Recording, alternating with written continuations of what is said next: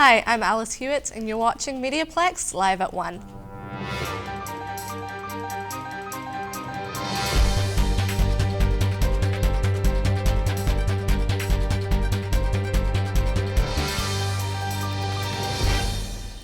A train conductor made a gruesome find at Windsor's Canadian Pacific Railway yard yesterday.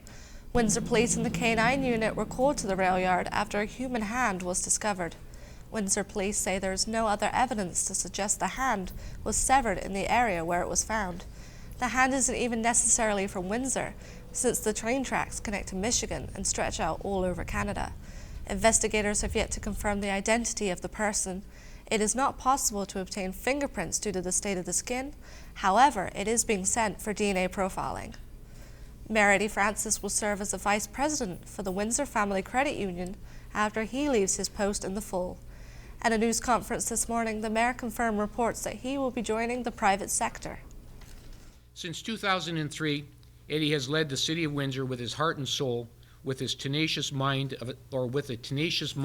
of a savvy business person.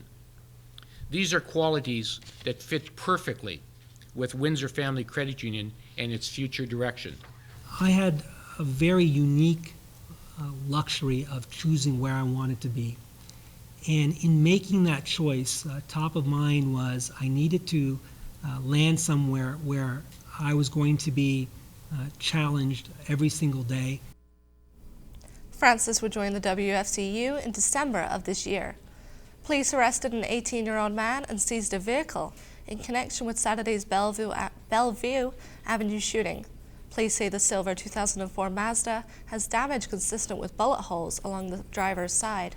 It was found by police Monday night, parked in the 1200 block of Argyle Road. A man was sitting in the driver's seat at the time and was taken into custody. He's facing charges of forcible confinement, and those charges are in relation to a complaint that we've received involving a 16-year-old victim who was held in the vehicle, and the accused tried to coerce a confession out of him. Dasty says the purpose of the confession was to tempt the 16-year-old into paying for the damages sustained to the Mazda. The investigation is continuing.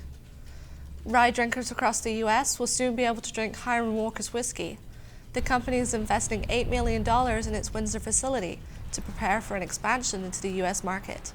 The company hasn't said how many more jobs it could mean for Windsor, which has been home to Hiram Walker for more than 150 years.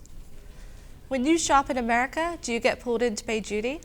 Many drivers are waved through without being asked to pay. Stacey Janzer explains why. Shopping across the border may start costing you more money. It's usually about 20%. It all depends on what you're purchasing. Earlier this week, the media obtained a briefing note for the Prime Minister. The note says border agencies waive duties and taxes when the value of goods is below a certain amount. Windsor's Chamber of Commerce understands the draw of shopping in America. Basically what we're saying is that you live in a border community, there are all sorts of great amenities on the U.S. side as part of the attraction of living here. The Chamber of Commerce co-created a resolution last year about this issue. We have trade agreements, we do have legal requirements with respect to purchasing goods and bringing them back into Canada, and all we're suggesting is that those rules be enforced at the border. When buying big-ticket items like wedding dresses, it could end up costing you more than buying locally. When you factor in your fees for crossing the border, lunch, gas, and especially when you have to do alterations, you have to go back and forth a few times with wedding gowns and evening gowns, it ends up costing you more. Something this shopper agrees with. When you're figuring in the duty and the exchange rate and that, it's actually not really worth it. Like this Windsor shopper, some just prefer to buy locally. I've seen a lot of stores go under from lack of support, and so I try to support privately owned businesses first, and then I go to big chains after that.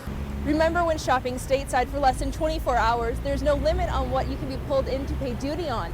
Stay over 24 hours and you have a $200 limit. Shop wisely and always be honest at the border crossing. For MediaPlex News, I'm Stacey Janzer.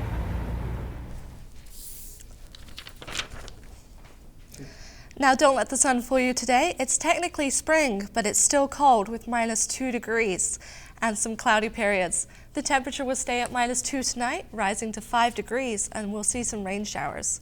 That's all for today. I'm Alice Hewitt, and you've been watching MediaPlex Live at 1.